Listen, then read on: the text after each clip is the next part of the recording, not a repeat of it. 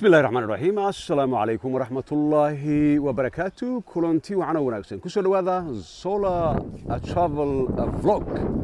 waxaan idin kala soo hadlayaa bartamaha magaalada Barawe oo ku taala koonfurta wadanka Soomaaliya waa magaalo aad qadiim u ah oo 220 kilomitir u jirta dhanka koonfur caasimadda Soomaaliya magaalada Muqdisho magaaladan taariikh aad u dheer oo qarniyo ah ayay leedahay iminka waxaan marayaa bartamaha wadada la yiraahdo Makal Mukarrama ee dhexmarta magaaladan Barawe dad aad u fara badan oo sida la ii sheegay Barawe ina waaxigeeda 35,000 oo qof oo Soomaali ah ayaa ku nool waa magaalo nabad ah ganacsi ka socdo horumar ka socdo magaaladan waxay caan ku tahay halyeeye Soomaaliyeed oo aad loo yaqaan taariikhda SYL Saqaawadiin iyo Barbe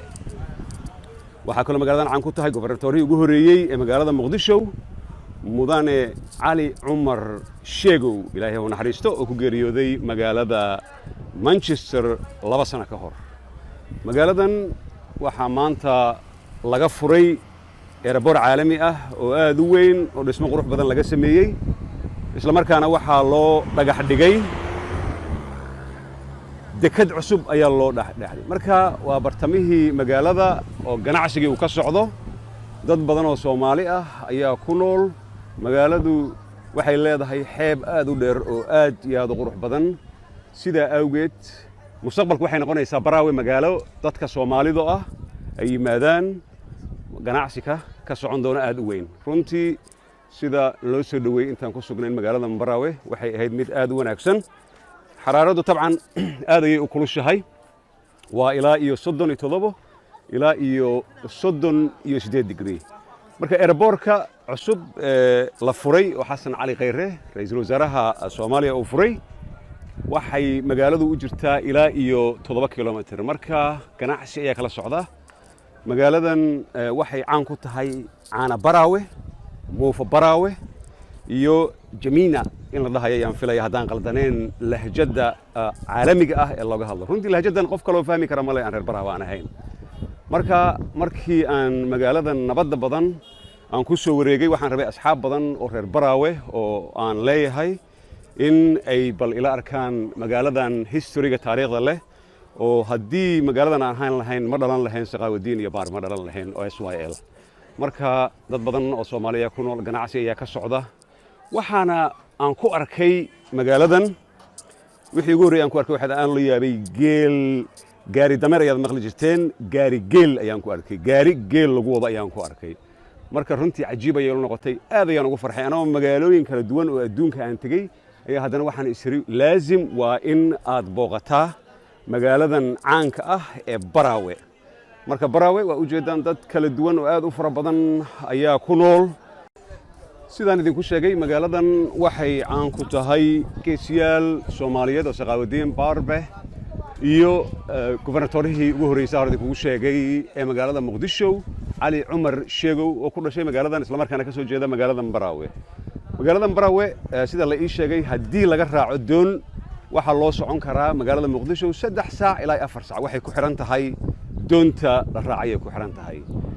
badda markaan u dhawaaday waxaan ku arkay castles ama guryaha qadiimka ah ee ka dhisan wadamada Yurub oo kale ayaa ka dhisan waayo Sultan Barqash oo xukumi jiray Oman ilaa iyo Zanzibar ilaa xeebaha Soomaaliyeed wuxuu meeshan ku leeyahay guri aad u weyn oo castle ah runtii magaaladan Barawe ama dadka degan oo loo yaqaan Barawaaniga waa dad ma aragtay taariikh leh taariikh aad u weyn leh oo Soomaalina aad looga yaqaano marka waxaan arkaa dukaamo maqaayado hotel hadda 4 dabaq laga dhisayo iyo dhankaas aan ku arkay oo iminka la ii sheegay marka asaa ku aragtaan magaaladu ma aragtay aad ay u dhismatay meelo kala duwan waqtiga ayaa ii saamaxin in aan ku tago dhankaas kale oo airportka looga imaanayo magaalada way xiran tahay waxaana xira oo ka dhiga defense oo ah badda oo ku wareegsan ayaa u ah sida awgeed dhulku waa bacaad waa dhul saxara ayuu egyahay laakiin badda marka lagu sii dhawaado kuleelka ka sokow badda waxaad ku arkaysaa inay tahay liido oo bacaad carra ah oo dhul aad u qurux badan ah uu ku yaalo marka runtii aad ayaan ugu faraxsanahay markii ugu horeysay aan soo booqdo magaaladan qadiimka ah ee Barawe oo ah magaalooyinka ugu qadiimsan Soomaaliya isla markaana ugu taariikhda dheer waddanka Soomaaliya marka 35,000 qof haday ku nool yihiin hadii dekad iyo airport hadda la furay waxay noqonaysaa in magaaladu ay dadka aad ugu soo bataan ay noqonaysaa sida awgeed qofkii aqoonsada wadadan magaalada dhexmarta Baraawe oo reer Baraawe ah kulley waa fahmi karaa waana markii ugu horeysay aan imaado Muqdisho way ka kulushahay laakiin waa dhulka markuu dhulbadeed yahay badda ayaa kuleelka soo tufaysa marka dhankan waa hadii aan u sii baxo bidix aan u leexdo waa 2 kilomitir kadib waxaan tagayaa jidkii isku xirayay dhanka iyo Kismaayo iyo Muqdisho isku xirayay dhankan kalena wuxuu noqonayaa dhankii Muqdisho marka Sola Travel Vlog oo meelo badan tagay wuxuu ku faraxsan yahay maanta in magaaladan Soomaaliyeed nabadgelyada waxay ii sheegeen 4 sano 5 sano ugu dambeysay magaaladu waxay ahayd magaalo nabadgelyadeeda aad u fiican tahay oo ciidamo badan ay joogaan marka waxaan halkan ku arkaa geeskan aan ku arkaa sawirka madaxweynaha iyo maamada qaranka oo timid maama Zainab oo waxay ka furtay halkan saad ku aragtaan Zainab Macalin Foundation ay ka furtay isbitaal ay magaaladan ay timid isbitaalka hooyada ee dhallaanka Baraawe madaxweyne Lafta Gareen oo aragtaan Cabdicasiis Xasan Maxamed Lafta Gareen iyo Cabo de Stato Maxamed Cabdullaahi Maxamed Farmaajo ayaad inta ku aragtaan marka dhankan kalena waa dhanka guriga madaxtooyada waayo Baraawe waa caasimadda soo la socotaan South West ama Koonfur Galbeed oo deegaanka waa magaalo airport wanaagsan loo sameeyay hadda waa magaalo dekad loo sameeynayo dekada marka loo sameeyo hadda la baxaya weli lama dhaqaaqin safir fiqi oo original reer Baraawe ah waa safir waa ku faraxsanahay safirkeena iyuga noo fadhiya ninkii dhalinyarada Soomaaliyeed ka badbaadiyay badda Liibiya ka soo saaray cadowga safir magaaladaadii inay ugu soo dhaweysid maanta aad aan ku faraxsanahay ma sha Allah Baraawe ana Baraawe cabi mu Baraawe cunay hilib malay غير الله كدغ magaalada thank you ambassador waa ambassadorkeena u fadhiya EU-da u fadhiya oo dhalinyaro badan oo Soomaali ah ka soo badbaadiyay jeelasha Liibiya ka soo badbaadiyay ninkaas ayaa u dhashay magaaladan Baraawe ka soo badbaadiyay ciidamada qalabka sida waa idin salaamaya sharaf iyo qiimo ayaad agteeda ka leedahay mar walba ciidamada qalabka sida ee Soomaaliyeed ee habeen iyo maalin difaac ugu jira qof walba oo Soomaali inuu garab istaagaa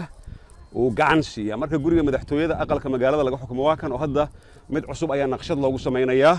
marka waxaan dhihi lahaa reer Baraawe they should be very proud gurigan aqalkan weyn ee dhowrka dabaqa halkan ku yaala waa guriga aqalka laga xukumo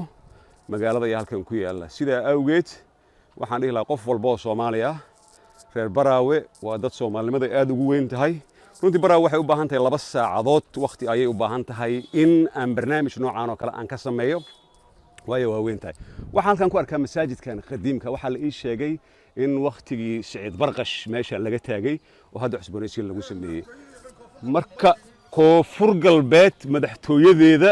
waatan hadda askariga wuxuu yiri Koonfur Galbeed madaxtooyadeeda ku soo dhaweeyay la yiri marka intan aad aragtaan askarta joogto dhismooyinkan meelahan ku yaalo dhan waa Koonfur Galbeed oo u noqon doonta Baydhabo laga soo wareejinaa reer Baydhabo oo idinka soo wareejinaya Baraawe ayaa la isugu imaanaya marka waad u jeedaa aqalka ciidamada qalabka sida meeshan nabadeedana aad ayaan ula dhacay waa meel aad nabad u ah ma aragtay dadkuna ay aad ugu faraxsan marka Sola Travel Vlog wuxuu idinka soo salaamaya mar kale caasimadda South West magaalada qadiimka ee caan baxday ee taariikhda Soomaaliya baaldahaba kaga jirta waayo Saqaawadiin meesha ku dhashay Iswaali Barbe meesha ku dhashay Ilaahay u naxariistee Ali Umar Sheego meesha ku dhashay waa meel taariikhda Soomaaliya kamid ah waa in salaamaya mar kale iyo Sola Travel Vlog magaalada Baraawe عاصمة South West State Somalia وبالله التوفيق والسلام عليكم ورحمة الله وبركاته